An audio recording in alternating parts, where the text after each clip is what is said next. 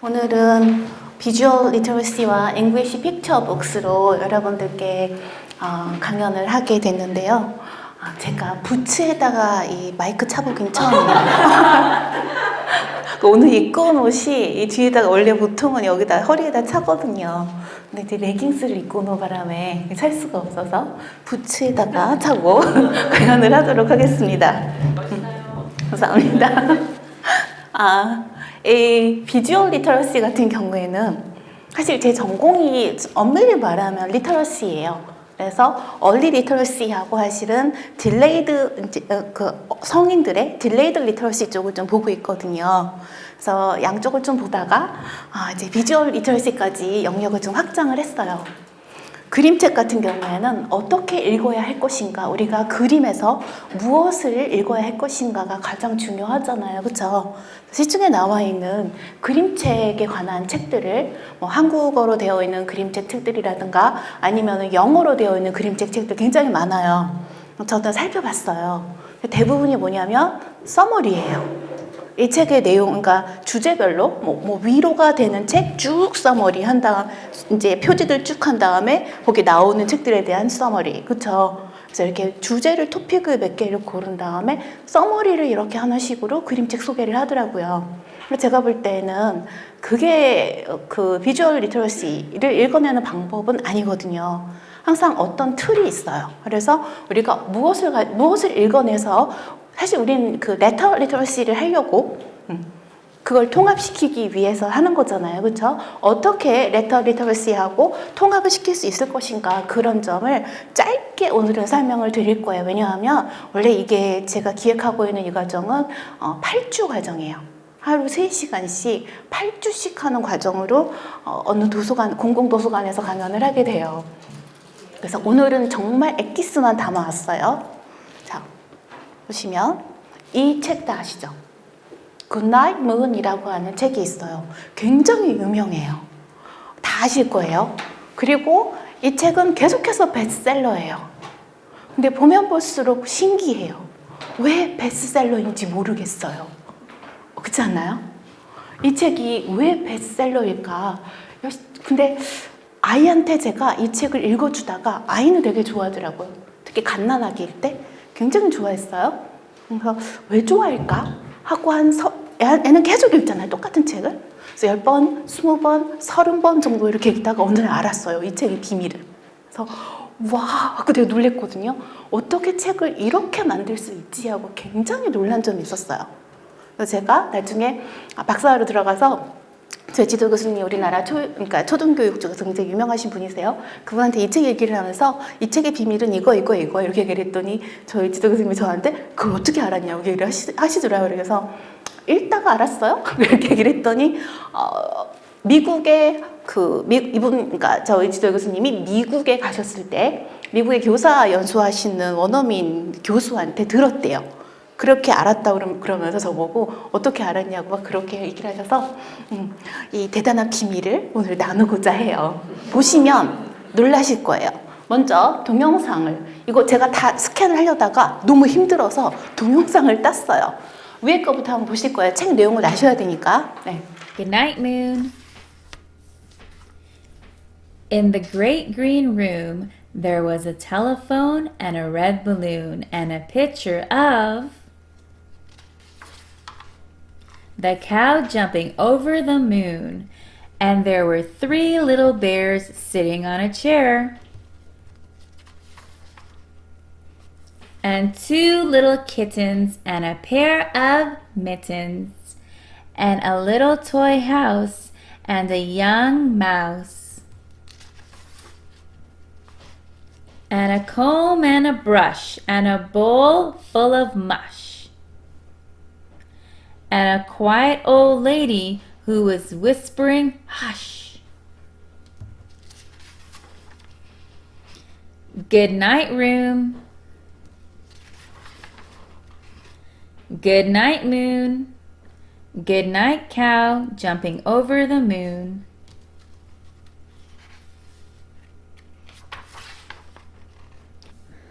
Good night, light and the red balloon. Good night, bears. Good night, chairs. Good night, kittens, and good night, mittens.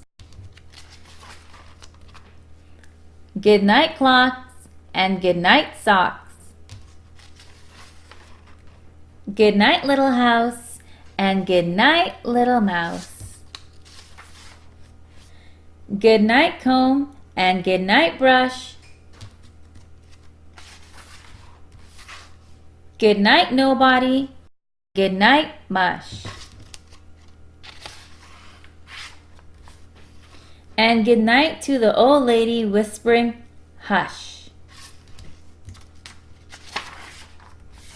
Good night, stars. Good night, air. Good night, noises everywhere.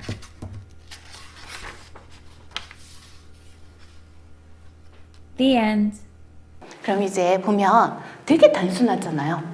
그렇죠? 애들이 물론 반복을 좋아하긴 해요. 그리고 이제 마더고스에 나오는 여러 가지 캐릭터들도 나와요. 라임들도 알아채세요. 그렇죠? 근데 가장 큰 비밀은 여기에 있어요. 지금 1947년에 출간된 이후 지금까지 4,800만 부가 팔렸대요. 왜 이렇게 많이 팔렸을까? 보면요. 이 책 보면 칼라와 블랙 페이지가 계속해서 반복되는 거 보셨어요? 그러면 어떨 때 칼라를 썼고 어떨 때 블랙을 썼는지도 보이셨어요? 혹시 여기서 이게 가장 큰 힌트인데 이거 맞추시는 분한테는 저도 선물을 드릴게요. 자, 어떤 페이지에서 칼라를 쓰고 어떤 페이지에서 블랙을 썼을까요? 아시는 분? 집에서 많이 읽어주셨죠? 애들한테. 그쵸? 많이 읽는 책 중에 하나예요. 어떤 페이지가 칼라? 어떤 페이지가 블랙? 제가 페이스북에 썼었어요. 이 책에. 그쵸?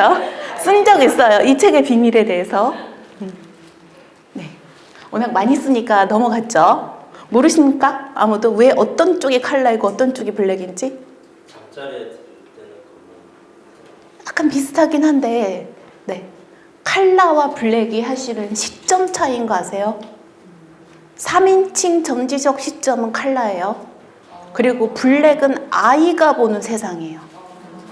여기에 가장 큰 비밀이 있어요. 그래서 이렇게 칼라 스킴이 달라지면 눈여겨보셔야 돼요. 이 책만 그런 게 아니라 곰사냥을 떠나자 보면 그 책도 칼라와 흑백이 계속해서 번갈아서 일어나요. 그 책은 이제 시점의 차이는 아니에요. 그러니까 거기서는 보면은 이제 사람들의 기분이에요. 무드예요. 그래서 재미없을 때는 흑백. 그러다가 갑자기 곰이 쫓아! 막 이렇게 되면 이제 칼라로 변해요. 그건 이 작가가 쓰기 나름인데 이 책에서는 칼라하고 블랙을 이렇게 썼어요. 예를 들면 칼라 페이지는 뭐라고요? 3인칭 시각으로 방 전체를 보여줘요. 근데 블랙 페이지는 잠자리에 드는 어린아이의 시각이에요. 가장 섬뜩했던 건 뭐냐면 양쪽 페이지 이렇게 돼 있잖아요. 여기 아이의 눈 크기예요. 점점 줄어드는 거 아세요? 블랙 페이지가 블랙 앤 화이트로 돼 있는 부분에서 여기 아이의 양쪽 눈이에요. 근데 이게 페이지를 넘길수록 아이는 지금 졸리잖아요. 잠자리에 들고 있잖아요. 그래서 이게 점점점 작아져요. 점점 작아지다가 화이트 아웃 돼요. 자는 거예요. 잠이 들었어요. 아이는 눈을 감았어요. 그러면 전체가 화이트 아웃이 되면서 이제 굿나잇 스타즈, 굿나잇 에어가 나오는 거예요. 이게 보였을 때 너무 놀랐어요. 작가가 뭘 생각하고 이걸 쓴 거지? 어린이 눈호흡에 딱 맞췄잖아요. 잠자리에 들어서 졸리는 아이의 눈높이를 지금 화이트 앤 블랙으로 구현을 해놨잖아요. 그쵸? 그래서 어떻게 이런 생각을 하고 썼을까라는 걸 깨닫게 되는 순간, 야, 1947년부터 지금까지 베스트셀러인 이유가 있구나. 이렇게 촌스러운 색깔임에도 불구하고, 그쵸? 그림책 우린 이쁜 거 좋아하는데 안 이쁘잖아요. 그런데 이런 비밀이 숨어 있어요. 그래서 조그마한 그림책인데 대단하지 않나요? 그쵸? 그래서 이 비주얼 이런 이미지가 아무것도 안 하는 것 같으나 굉장히 큰 역할을 할 때가 되게 많아요. 그러면 어떤 테크닉을 가지고 어떤 접근법을 가지고 그림책들을 읽어야 하는지 이제 본격적으로 들어갈게요. 일단 여기서 사용한 건 뭐냐면 프레이밍이라고 하는 걸 사용을 한 거예요. 우리 프레임이 이거인 건 아시죠? 그렇죠? 그럼 프레이밍 이용을 할 때는 무슨 작가들이 어떤 생각을 하냐면 특정 대상을 빠뜨리거나 포함시키기. 무엇을 보여주고 무엇을 안 보여주느냐의 문제이거든요.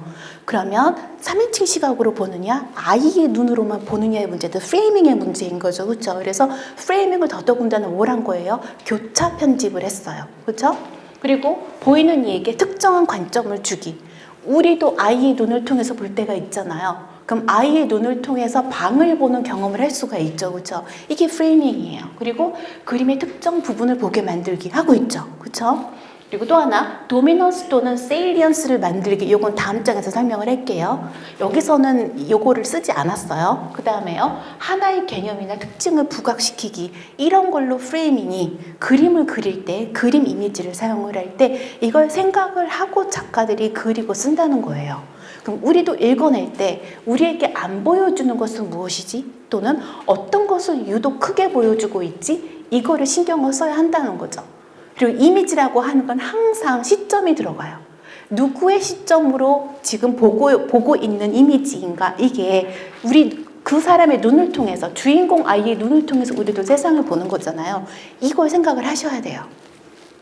그럼 이제 세일리언스가 뭔지, 하여튼 도미넌스라고 하는 건 지배적인 어떤 것, 세일리언스는 눈에 띄는 어떤 것이란 뜻이에요. 이게 어떻게 보통 표현이 되냐면 이렇게 표현이 돼요. 이거 다 아시죠? 쉰들러 리스트란 영화에서 이 소녀 아이만 혼자 빨간 코트였어요. 나머진 다 흑백이었어요. 얘 하나만 빨간 옷을 입혀놓은 게 뭐냐면 세일리언스라고 하는 프레이밍에 속하는 어떤 테크닉을 사용을 한 거예요. 그러면 사람들이 이 빨간 소녀를, 얘는 대사 없어요. 빨간 소녀를 통해서 어떤 느낌을 받을 수가 있어요? 그냥 무심하게 지나갔던 이 어린 소녀가 나중에 시체 더미에서 빨간 코트를 볼 때 얼마나 잔인한가, 그렇죠? 이런 거에 대해서 더 처절하게 느낄 수가 있잖아요. 그런 역할을 해주죠. 이렇게만 쓰는 게 아니라 비슷한 용법을 그림책에서도 써요. 예를 들면 Footpath Flowers라고 하는 이제 영어 그림책이 있어요. 한국에 번역되어 있어요. 거리의 핀 꽃이라고 하는 제목으로 이제 번역이 되어 있는데, 거기를 보면 맨 처음에 요 빨간 코트를 입은 아이가 꽃을 하나 이렇게 식물을 들고 아버지와 함께 공원으로 들어가요. 나머지는 다 흑백이에요. 근데 얘가 뭐를 하냐면 지나가면서 자기가 부딪히는, 만나는 대상한테 꽃을 줘요, 하나씩. 그럼 꽃을 받은 대상들이 컬러가 살아나요. 지금 죽은 새한테 주고 가잖아요. 그래서 하나하나 이제 꽃을 주고 가요. 그럼 보세요. 컬러가 하나하나 살아나죠. 그러면서 어떻게 돼요? 이제 사방이 모두가 컬러가 되면서 공원에서 나와요. 그래서 이거는 대사 없어요, 이것도요. 그럼 어린아이가 건네는 자그마한 어떤 꽃 하나가 세상을 어떻게 바꿀 수 있는가라고 하는 메시지를 대사 하나 없이 사실은 전달하고 있는 거예요. 그렇죠? 이게 어떤 용법을 쓴 거라고요? 세일리언스라고 하는 그런 테크닉을 사용을 한 거예요. 그렇죠? 자, 그럼 다음 테크닉으로 가보죠. 자, 우리가 그림책을 볼 때는 뭐도 중요해지냐면 모양도 중요해지잖아요. 쉐입스는 이제 세모냐 동그라미냐 뭐 진짜 네모냐, 그리고 라인을 어떻게 처리했느냐의 문제예요. 굵은 선, 얇은 선 또는 선 없는 그림들도 있긴 있어요. 그렇죠? 그런 것들을 어떤 목적을 가지고 이렇게 처리를 했지를 보셔야 돼요. 다 아시죠? 미피도 이제 굉장히 오랫동안 베스트셀러였는데 딕 브루너라고 하는 네덜란드의 작가가 만들었고, 원래 의미는 Little Rabbit이라고 하는 뜻이에요. 작은 토끼라고 하는 뜻인데 1955년에 첫 출간이 됐고 30권 이상이 나왔어요. 이후 전 세계에서 8,500만 부 이상이 팔렸어요. 미피 책은요. 그렇죠? 이 미피 책은 강점이 뭐냐면 이거예요. Primary colors. 애들 책에서는 원색들을 많이 사용을 해요. 아이들이 그게 눈에 잘 띄기 때문에요. 그리고 simple shapes, 아주 단순한 모양들을 사용을 해요. 그리고 heavy graphic lines, 굵은 선들, 이게 특징이에요. 그리고 사실 미피 책이 가장 크게 다른 이전의 책과 달랐던 점은 뭐냐면 이거예요. small book이라서 children's little hands can hold라고 해서 애들의 작은 손에 쏙 들어갈 수 있는 작은 보드북으로 나왔어요. 그전엔 책들이 다 이렇게 크게 나왔던 거예요. 근데 미피 책이 처음으로 이걸 시도했다고 하더라고요. 이런 점들이 아이에게 맞춰서 이제 눈높이를 맞춰준 거죠. 그렇죠? 물론 이 미피 캐릭터를 볼 때마다 사람들이 항상 질문을 하는 건 있어요. 입이 왜 X예요? 이거 있잖아요. 그렇죠? 이거 인터넷 찾으면 되게 많이 나와요. 왜 미피의 모든 가족은 입이 sewn up, 꼬매어져 있느냐라고 묻는 사람들도 있어요. 그래서 막 엽기 이야기도 나와요. 그리고 이 작가는 네덜란드의 이 딕 브루너는 나중에 그런 말도 해요. 헬로키티가 나 카피한 거다. 헬로키티는 입도 없어. 근데 미피는 입 있다고, 크로스로 입이 있다고 이제 이렇게 얘기를 하기는 해요. 근데 이제 헬로키티보다 어떻게 보면은 아이들에게 다가가는 거는 훨씬 더 잘 다가가는 것 같아요. 헬로키티는 어른들이 보기엔 되게 이뻐요. 그렇죠. 근데 아이들이 자기들의 눈높이하고 맞춘 데 얘가 더 훨씬 더 효과적인 거예요. 여러분들 옛날에 텔레토비 보셨죠? 텔레토비를 보면 뭐가 가장 궁금하냐면 왜 배에 텔레비전이 있지? 그거 아닌가요? 그러니까 텔레비전을 과 아이들의 유대성을 이제 이렇게 알려주기 위해서 텔레비전을 뭐 신체 어딘가에다가 이제 둔 건데 왜 하필이면 배일까요? 혹시 아이들한테 나는 그러니까 만약에 아기 이름이 길동이에요. 그럼 길동이 어디 있어? 이렇게 얘기를 하면 여기 하고 두 팔로 이렇게 착 다기를 앉잖아요. 근데 아기들이 이게 짧아가지고 배를 앉는 거 아세요? 팔이 짧아요. 아기들이 신체 균형이 아직 안 잡혀가지고 그쵸? 이게 아동 심리상 배가 아이의 자기의 자긍심에 가장 큰 영향을 주는 부분이래요. 그래서 뱃속이 따뜻하고 배가 불러야 행복하구나 이런 느낌들이 기본적인 아주 원초적인 기분인데 배에서 나오잖아요. 그 기분은요. 그래서 아이가 나는 기분 좋아요. 나는 좋은 사람이에요. 세상은 다 행복한 곳이에요. 이런 느낌을 주는 가장 직접적인 신체 기관은 배라는 거죠. 그래서 배에다가 텔레비전을 둔 거거든요. 그쵸? 그러니까 왜 하필이면 배일까를 생각을 하셨어야 돼요. 그쵸? 이것도 그래요. 그래서 미피가 인기 있는 이유가 이거예요. 어른들이 보기에 예쁜가가 중요한 게 아니에요. 그쵸? 자, 다음 거 보실게요. 우리 컬러로 넘어가면요. 색상, 채도, 명도 세 가지를 보통 본다고 해요. 그래서 색상은 파장을 조절을 하는 거고 채도는 순도, 그 다음에 명도는 강렬함을 조정을 한다고 해요. 이거는 그림을 그리는 사람들이 이걸 알고 그리더라고요.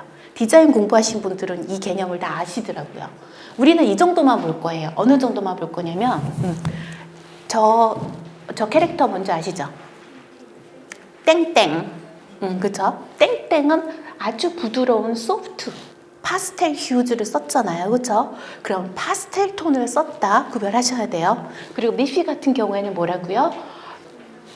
컬러를요 정말 a few basic colors로 제한했어요. 몇 개 이상 안 써요. 근데 우리가 정말로 아름답게 세상에 있는 모든 색을 다 담는 그림책을 만들 거야. 이게 아이들에게 효과적인 게 아니라는 거죠. 그렇죠? 왜냐면 아이들이 인식할 수 있는 색깔 안에서 노는 거예요. 이게요. 요거 곰사냥을 떠나자는요. 파스텔 톤에다가 틴 라인, 굉장히 얇은 선을 가지고 구현을 했어요. 그렇죠? 그러면 이야기 자체가 곰이 무섭지 않아요. 왜냐면 지금 곰 사냥을 떠나자 그러는데 어린아이들은 곰이 무서울 수 있잖아요. 되게요. 그렇죠? 그리고 이 주인공들도 곰이 무서워서 도망 오는 얘기인데 이렇게 파스텔조로 하고 그 다음에 얇은 선으로 처리를 해버리면 그냥 아이들이 평안하게 느낄 수 있는 메시지가 된다는 거죠. 이거는 강렬하게 그리면 안 되는 그림이에요. 이런 그림들은요. 곰을 리얼하게 있잖아요. 아주 무서운 얼굴로 그렇게 그리면 안 되겠죠. 애들한테는요. 그렇죠? 그래서 파스텔조에 얇은 선으로 간 거예요. 자, 이거 제가 번역한 책입니다. 마가렛 와이즈 브라운도 되게 유명한 작가 중에 하나인데 이 작품은 그렇게 유명하진 않아요. 그런데 이제 중국까지 굴을 팔 거야라고 하는 거는 이제 지금까지 우리가 프레이밍하고 세일런스하고 쉐입하고 칼라 봤잖아요, 그렇죠? 그럼 이번에 또 다른 하나의 틀을 보려고 이걸 가지고 온 거예요. 제가 요 그림을 가지고 뭘 하려고 했냐면 각도의 문제. 이미지를 어떤 각도에서 보여주느냐의 문제가 있어요. 그래서 이미지에서 각도는 사람들 사이, 사람과 사람들 사이에 다양한 관계를 전달하는 데 쓰는 거예요. 지금 요거는 보여주는 각도가 딱 클로즈업을 해가지고 딱 이렇게 보여주잖아요. 그쵸? 이것만 쓰이냐면은 이 동화책에서는 보세요. 하필이면 구멍 안에서 굴을 파는 사람을 바깥에다가 두고 그렸죠. 그쵸? 이거 사실 상상력이거든요. 우리는 굴을 판다 그러면 사람이 땅 밖에서 땅을 파는 보통 이런 이미지만 생각을 하잖아요. 그쵸? 틀을 깬 거예요, 이것도요. 그래서 굴 속에서 굴 밖을 바라보는 각도를 줬어요. 그리고 이거는 굴을 다 팠을 때 이제 기차가 어디까지 굴을 통해서 가는가를 보여준 전체 샷을 쓴 거예요.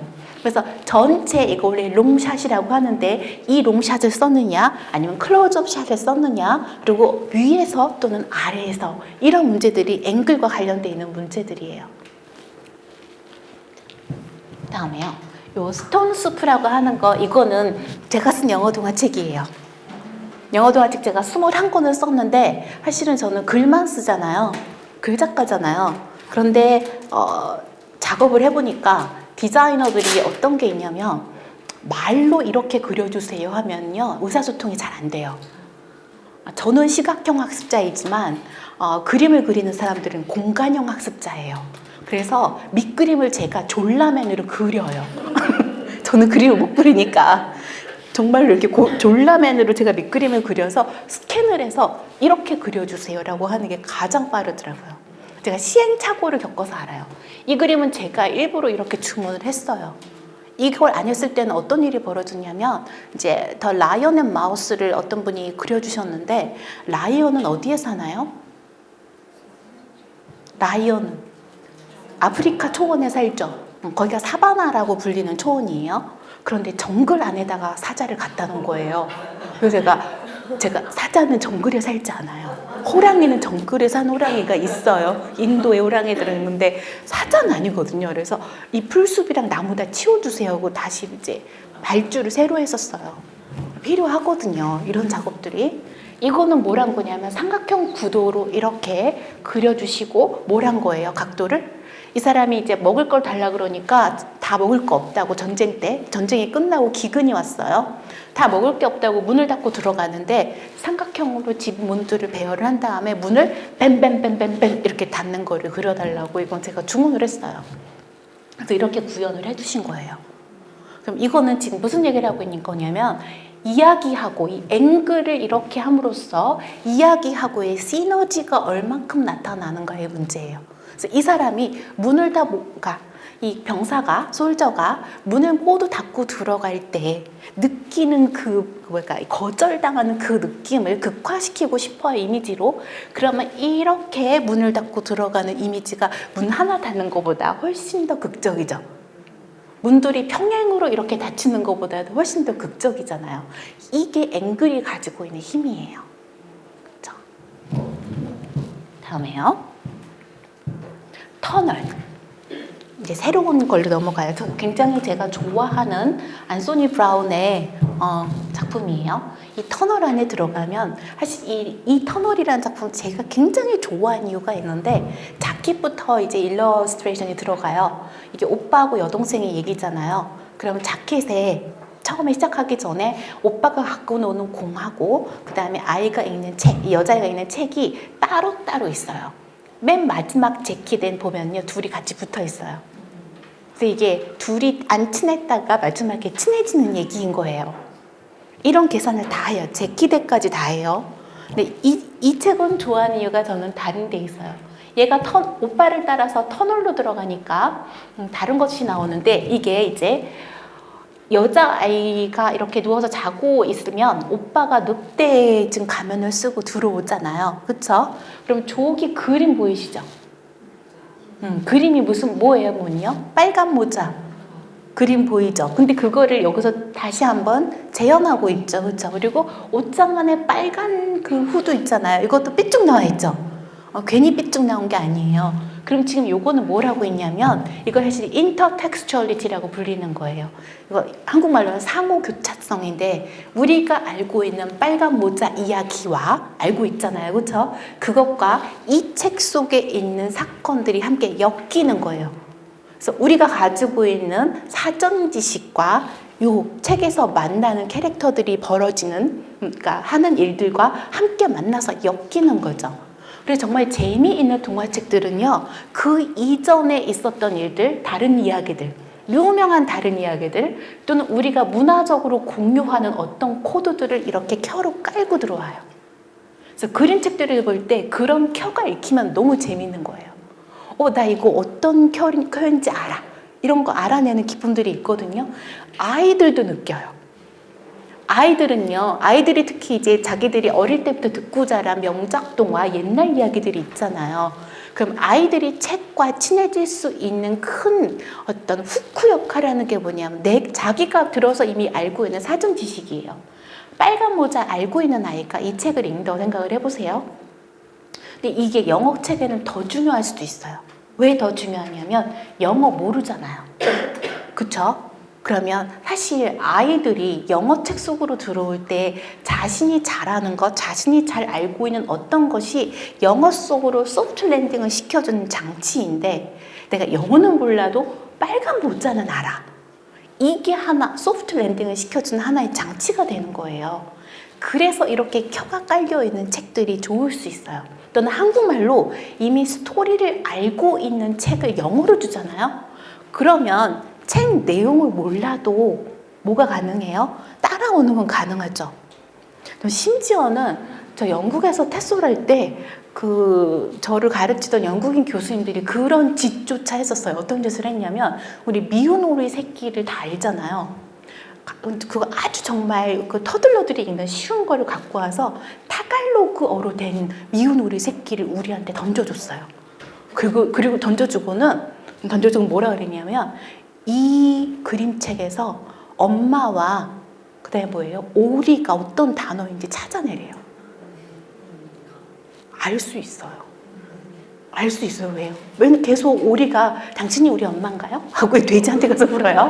그쵸? 그 다음에 또 뭐예요? 소한테 가서 당신 Are you my mother? 이거 계속 묻는 거예요. 이거를요. 원래 어린이책은 이걸 반복을 하잖아요. 그럼 책을 몇 장을 읽다 보면은 이 단어가 엄마야. 이걸 알 수 있는 거예요. 발음할 수도 없어요. 그쵸? 문자 모양만 우리는 알 수 있는데 그게 가능하잖아요. 그러면 어떤 걸 우리가 이해해 볼 수 있냐면, 어린아이들이 어떤 심정으로 영어책을 읽겠는가를 한번 체험을 해볼 수가 있어요. 그래서 아이들이 우리가 마치 타갈로그 그림책을 보는 것 같은 이 심정으로 영어책을 보고 있었구나. 근데 우리가 이제 미운 오리 새끼를 다 알고 있으니까, 아는 얘기니까 알아! 이게 되잖아요. 이게 큰 역할을 해요. 아이들한테는요. 그쵸? 요것도 보면은 이제 빨간 모자를 또 숨겨놨기 때문에 이렇게 찾아내는 이런, 그쵸? 재미가 있어요. 헨젤과 그레텔의 집도 보여요. 보이시죠? 그쵸? 찾으면 나와요. 이거는 이제 터널을 오빠를 따라 들어갔어요. 들어가니까 지금 이 숲속에 있는 것들이 괴물로 보여요. 저기 지금 이 도끼랑 이 나무 등걸 있잖아요. 이거 푸른 수염에 나오는 거예요. 우리 뇌리 속에 있어요. 옛날 이야기들은요, 우리는 푸른 수염을 옛날 이야기로 듣지 않았어요. 근데 서양 애들은 듣거든요. 그쵸? 이거 샤를 페로의 이제 그 동화집에 나와요. 듣고 자랐어요. 그럼 우리의 무의식 속에 원초적인 어떤 공포로 손을 자르는 아버지에 대한 공포가 있을 거예요. 이 이야기를 듣고 자란 아이들은. 그쵸? 그래서 이거를 딱 보는 순간 누가 저걸로 손을 자를 수 있어? 라고 하는 공포심이 내가 의식하지 않아도 내 속에서부터 올라와요. 그걸 가지고 이 숲으로 간 거예요. 얘는요. 물론 늑대를 만나는 거야 우리가 다 알고 있잖아요. 우리도 알고 있잖아요. 그쵸? 그래서 지금 뭘 또 하나 봤냐면, 이전에 알고 있는 이야기들과 어떻게 엮이는가, 이것도 굉장히 중요하다는 거예요. 그림들이. 그리고 이제 안소니 브라운의 윌리스 픽처스에 보면은 굉장히 또 흥미로운 하나의 장치가 드러나요. 여기에서 이걸 뭐라고 부르냐면 적스타포지션이라고 부르는 거예요. 이거는 병치시킨다고 하는 건데, 저 명화 다 아시죠? 그쵸? 밀레 이삭 줍는 사람들 옆에다가 자기가 좋아하는 고릴라 윌리를 놨잖아요. 두 개를 나란히 놓음으로써 생기는 효과가 있어요. 그렇죠? 때로는 굉장히 엉뚱한 두 가지를 나란히 놔요. 때로는 유대감을 강조하기 위해서 나란히 놓을 수도 있어요. 그런데 이렇게 나란히 놓음으로써 우리가 느끼는 재미가 있어요. 그렇죠? 이건 윌리가 나도 같이 가서 어디 한번 이삭을 주워 볼까가 아니라 뭐 하고 있는 거예요? 저 사람들이 이삭 줍고 있는 게 아니라 이삭을 그리고 있어요. 그쵸? 나도 같이 그릴까? 뭐 이런 거 하는 거잖아요. 그쵸? 그러면 글씨를 하나도 못 읽어도 되게 재밌어요. 이럴 때는요. 그쵸? 그래서 이게 적스타포지션이라고 하는 기법도 사용을 한다를 알아두시면 돼요. 자, 그럼 이번에는 이 픽처북스를, 이런 그림들, 비주얼 이미지들을 가지고 어떻게 하면 문자 이미지로 갈 것인가를 한번 보실 거예요. 저 이 책 되게 좋아해요. 아세요? H.P. Chappell이라고 하는 책이에요. 우리 다 같이 읽으면서 한 장씩 넘길까요? 제가 이거 풀페이지 전 책을 다 스캔하느라고 되게 오래 걸렸어요. 그래서 다 같이 읽어야 돼요. 같이 가보죠. 그림부터 보세요. 그림 잘 보세요. 그림 중요해요. 자, 가보시죠. 시작. Each peach pale plum, I spy Tom Thumb. Tom Thumb in the cupboard, I spy Mother Hubbard. Mother Hubbard 엉덩이 보여요. 보이셔야 돼요. 찾으셔야 돼요, 다. 그다음에요. Mother Hubbard down the cellar, I spy Cinderella. Cinderella on the stairs, I spy the three bears. Three bears out hunting, I spy Baby Bunting. Baby Bunting fast asleep, I spy Bo Peep. Bo Peep up the hill, I spy Jack and Jill. Jack and Jill in the ditch, I spy the wicked witch. Wicked witch over the wood, I spy Robin Hood. Robin Hood in his den, I spy the bears again. Three bears still hunting, they spy Baby Bunting. Baby Bunting safe and dry, I spy Plum Pie. Plum pie in the sun, I spy everyone. 이렇게 나오죠, 그쵸? 그러면 이 책의 구조를 한번 보세요. 물론 라임 되게 재밌어요. 즐거워요, 그쵸? 그런데 그림마다 뭐가 있냐면 이 언급되는 두 대상들이 다 하나가 있고 숨어있는 애가 있어요. 그리고 이 애가 다음 장으로 넘어가면 전면으로 나오죠, 그쵸? 그래서 계속 꼬리에 꼬리를 물고 넘어가게 돼 있어요. 그림을 보는 재미도 있고 이야기를 읽는 말로 이거를 읽는 재미도 있어요. 보시면요. 이게 전체거든요. 그러면 이 끝에 지금 라임이 어떻게 맞추고 있는지는 보이실 거예요. 영어 학습에는 이 라임이 굉장히 중요해요. 음소가 굉장히 중요해요. 한국어는 음소 레벨이 그렇게 중요하지 않은 거 아시죠? 한국어에서는 파닉스 안 배우잖아요. 우리가 파닉스라고 조금 가장 비슷한 파닉스를 배우는 거는 뭐냐면 기억 써놓은 다음에 하는 거 해봤죠? 이럴 때요, 그쵸? 요게 사실은 파닉스예요. 파닉스인데 한국어는 문자가 굉장히 투명하기 때문에 할 필요가 없고, 그쵸? 여러 가지 이유가 있어요. 그래서 한국어는 파닉스를 안 하는데 있긴 있더라고요. 앱으로 만드신 분이 있어요.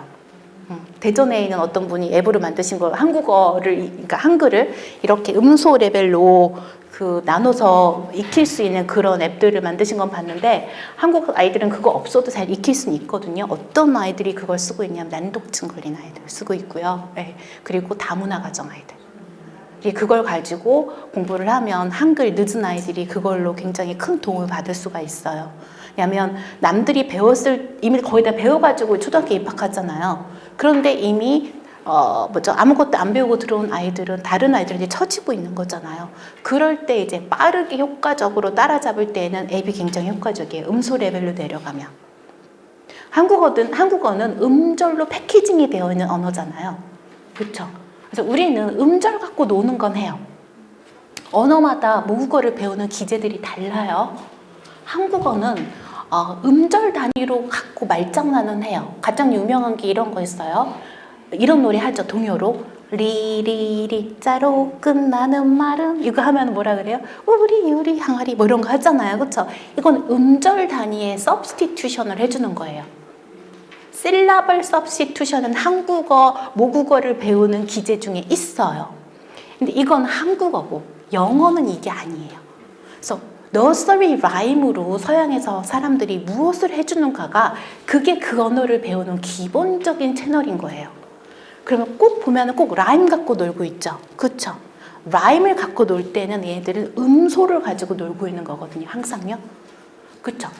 예를 들면 아까 Bo Peep on the hill 한 다음에 그 다음에 Jack and Jill, I spy Jack and Jill 나오잖아요. 그럼 hill하고 Jill하고 지금 뭐 하는 거예요? ill하고 그 다음에 J 다음에 ill하고 요거 가지고 좀 음소 갖고 놀고 있는 거예요. 요 음소 인식들이 생겼을 때 문자 세계로 데리고 오는 게 가능해져요. 그래서 그렇게 열심히 뭐라는 거예요? nursery rhyme을 불러주는 거예요. 한국 아이들은요, 귀가 발달된 아이들이 있고 아닌 아이들이 있어요. 뭘로 알 수 있냐면 닥터 소스를 좋아하는 한국 아이들은 청각형 학습자들이 많아요. 그 아이들을 음소 갖고 놀라 그러면 되게 즐겁게 놀아요. 이거 싫어하는 아이들은 아니에요. 그런 아이들은 이렇게 음소를 가지고 놀면서 여러 해 동안 6년, 7년, 8년 놀아가지고 영어로 들어온 아이들이 아닌 거예요. 한국어, 모국어 학습 채널에 들어가 있는 아이들이에요. 걔네들은요. 한국어로 모국어를 배울 때 가장 큰 역할을 하는 것 중에 하나가 뭐냐면 의성어, 의태어예요. 한국 아이들은 이거에 굉장히 민감하게 반응을 해요. 그래서 우리 어릴 때부터 배워요. 뭐라고 해요? 오리! 그럼 뭐예요? 이제 깨깨 이런 거 하잖아요. 그쵸? 이거 영어로 못해요. 제가 이거 영어로 번역하다가 죽는 줄 알았어요. 왜냐면 그쵸? 일단은 웬만한 원어민들이요. 그 의성어라고 하는 단어를 영어로 몰라요. 전공자가 아니면 몰라요. 영어학 정도 한 사람들 아니면 오노모토포이아가 뭐라고? 뭐 이러면서 못 들어봤는데 미메틱 워즈는 의태어인데 의태어는 조금 들어봤더라고요. 그런데 의성어라고 하는 거는 일본어하고 한국어에만 주로 있어요. 그래서 찾아보면 일본어 얘들이 나와요. 나와요. 그래서 이 의성어, 의태어를 가지고 한국 아이들한테 영어를 이제 가르치는 걸 어떻게 하냐면 제가 책을 써봐서 알아요. 영어 동화책 있잖아요. 이걸 쓰면서 이 글자 텍스트를 넣는 것과 이미지 안에 글자를 넣는 건 전혀 다른 문제예요. 왜냐면 그림 안에다 글자를 넣으려면 디자인을 하는 거예요. 그건요. 근데 디자인으로 의태어, 의성어를 페이지마다 하나씩 다 넣었어요.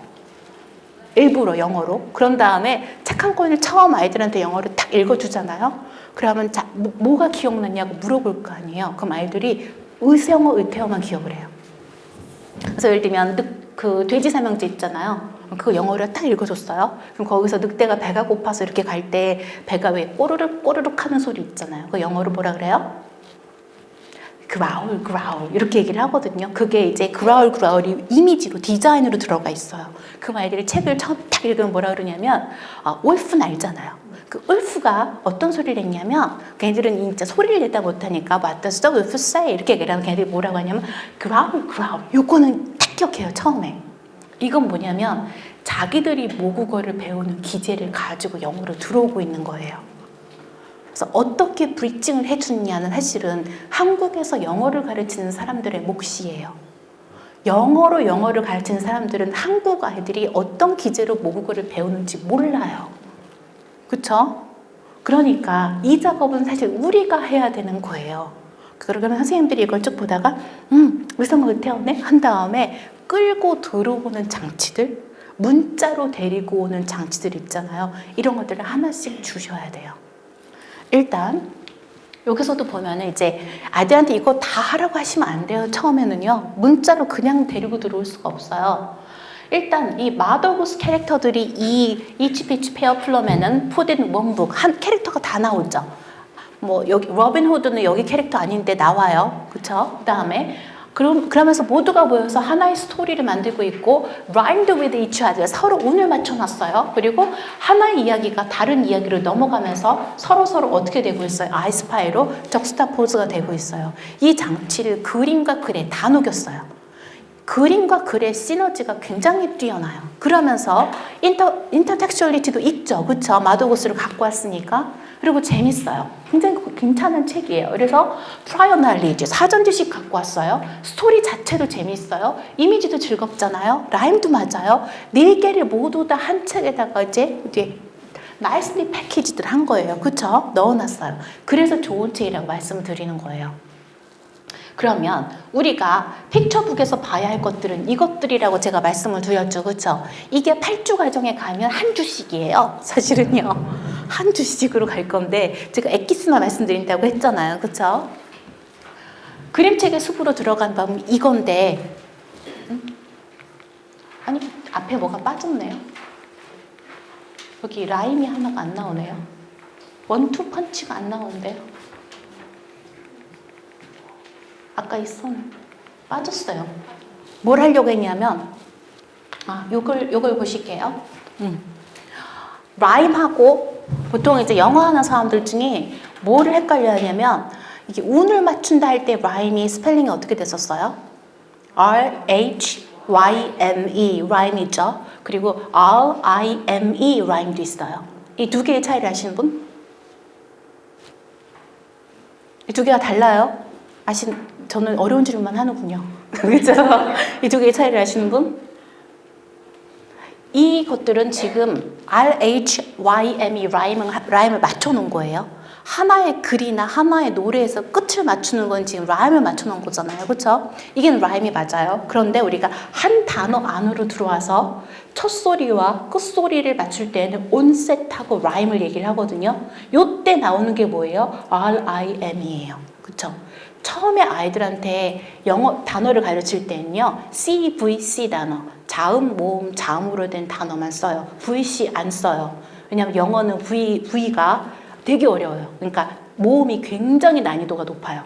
그래서 절대로 VC부터 주지 않아요. CVC부터 주셔야 돼요. 이름절. 그래서 캣이 대표적인 이유가 자음, 모음, 자음이잖아요. 그렇죠? 그러나 이거를 세 개로 하지 않아요. 어떻게 해요? 크 한 다음에 S로 해요. 크, 에트로 하지 않아요. 왜요? 그럼 블렌딩에 있긴 있어요. 근데 그건 별개 얘기고 처음에 우리가 이 문자를 인식을 할 때에는 크하고 앳 이렇게 가야 돼요. 왜냐하면 AT라고 했을 때 문제가 있어요. 어떤 문제? A가 발음이 A만 있지 않아요. 모음 A의 발음은 너무 많아요. 그렇죠? 에도 있고 A도 있고 아도 있고 되게 많잖아요. 그런데 AT는 발음이 모두 다 앳이에요. 규칙성은 여기서 생겨요. 우리가 파닉스는 규칙성 때문에 하는 거잖아요. 그렇죠? 그럼 아이들을 규칙을 배워서 술술 읽게 만들고 싶어요. 그러면 아트 이게 캣이 아니라 크하고 AT가 나왔을 때 얘가 뭐라고 읽는 거예요? at이라고 읽는 거예요. 그렇죠? 이게 규칙성이에요. 그래서 요런 이 온셋하고 라임이 딱 나오면 처음에 뭐 시키냐면 CVC 중에 C만 인식하는 것부터 가르쳐요. 그래서 B로 시작하는 단어들 또는 뭐 A로 시작하는 단어 이런 거 있잖아요. F로 시작하는 단어들과 다른 자음으로 시작하는 단어들 카드를 쫙 훑어놓은 다음에 이 중에서 F로 시작하는 애만 가지고 오세요. 이러는 거예요. 그럼 뭘 한 거예요? 처음에 자음만 구별하기만 한 거죠. 이게 인지적인 부담을 줄여가면서 아이들을 문자의 세계로 데리고 와주는 방법이에요. 저 같으면 그렇게 해요. F의 나라로 오세요. 막 이런 다음에 F의 나라로 들어오는 노래를 막 만들어요.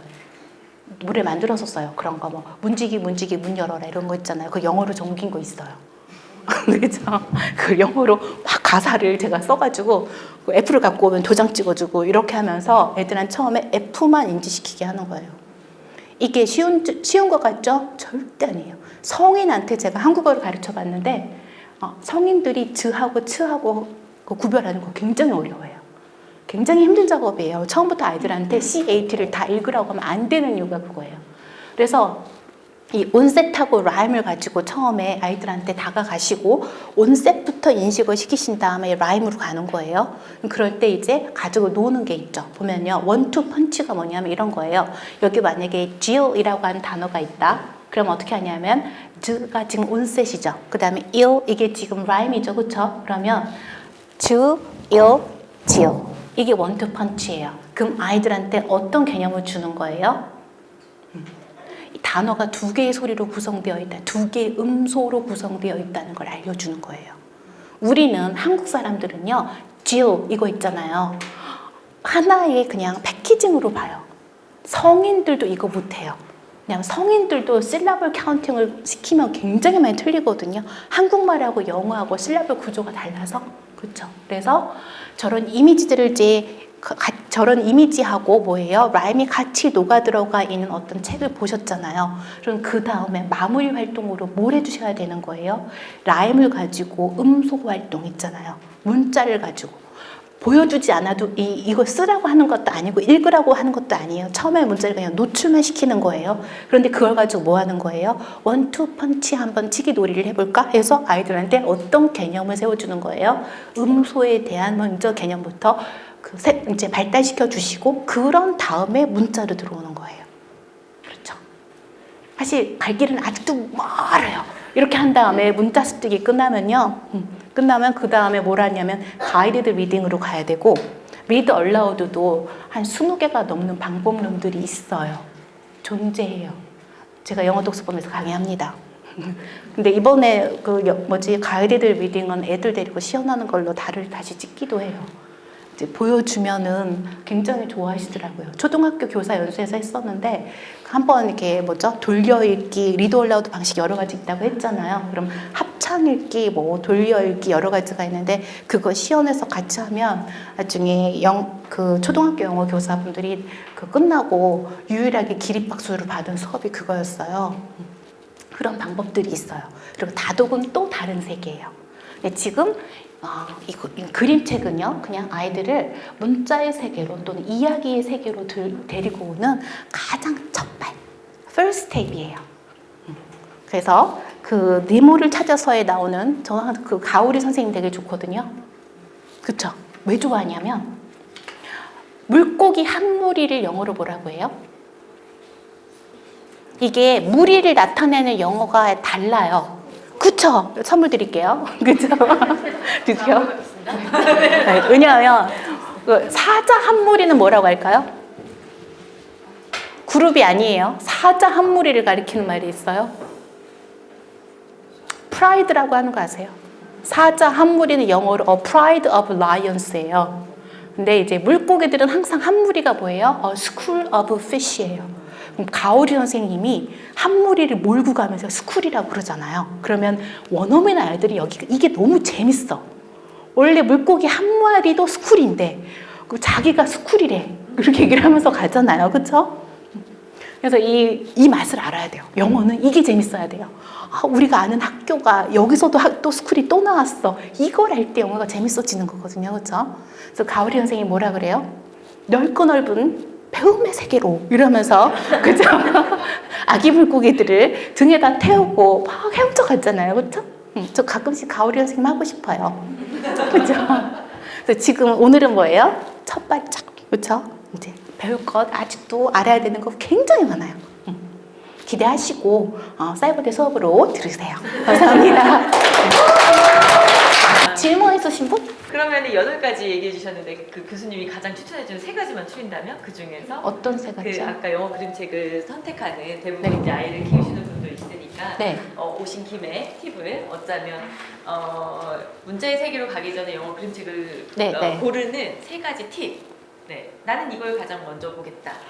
내지는 이런 것들 팁을 좀 주시면 좋을 것 같아요. 근데 일단은 아이한테 읽어줘서 소리가가 아이가 즐거워야 돼요. 저는 아이한테 영어를 꼭 가르쳐야 한다는 의미로 영어 그림책을 읽어줘야 한다고 생각하진 않아요. 일단 아이들은 소리를 즐기거든요. 그쵸? 음가를 즐겨야 돼요. 그래서 어떤 거 읽다 보면은 이렇게 음이 살아나는 이런 것들이 있어요. 그쵸? 여기서도 음가가 있잖아요. 그 음가가 살아나는 것, 입말이 되게 중요해요. 그래서 입말로 소리가가 있는 건데 그게 그림하고 같이 보는, 두 번째가 그림하고 같이 이 리듬감에 있는 말들을 읽어줬을 때 아이랑 같이 하는 어떻게 보냐면 퀄리티 타임이 생기는 거거든요. 내가 이 시간을 엄마와 함께 즐겼어. 그리고 저는 종이책 3번째 굉장히 중요하다고 생각해요. 왜 중요하냐면요. 종이책은요. 문자 습득에서 아이들이 꼭 뭐가 있어야 되냐면 핑거링을 해봐야 돼요. 손으로 이렇게 해봐야 돼요. 손으로 글자가 있는 부분, 처음에는 그 글자가 거기에다가 외워요, 아이들이요. 엄마가 읽어주는 걸 듣다가 손으로 그거를 그어봤을 때 문자 습득에 굉장히 큰 도움이 돼요.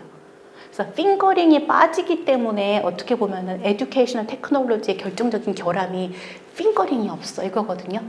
옛날에 스토리 큐브라고 여기다가 이렇게 쏴주는 이런 장치 있었어요. 그 장치 지금 아무도 안 쓰잖아요. 문자 습득에 도움 안 돼요. 왜냐하면 핑거링을 할 수가 없어요. 아이들을 내가 문자를 익히기 위해서 책을 읽힌다라고 할 때에는 아이가 만질 수 있는 책이어야 돼요. 그 아이패드도 만지면 터칭하면 넘어가지 않느냐? 아니요, 그건 미디어 리터러시에는 그게 도움이 되겠지만 문자는 이렇게 눈이 가는 방향으로 손으로 만져야 돼요. 그래서 아이들한테는 종이책이 굉장히 중요해요. 이게 세 번째예요. 첫 번째가 뭐라고요? 입말이 즐거워야 돼요. 두 번째는 그림하고 어우러져서 보기에 즐거워야 돼요. 세 번째가 뭐라고요? 핑거링이 가능해야 돼요. 이렇게 세 가지요. 감사합니다. 네, 다시 한번 생각해 주시면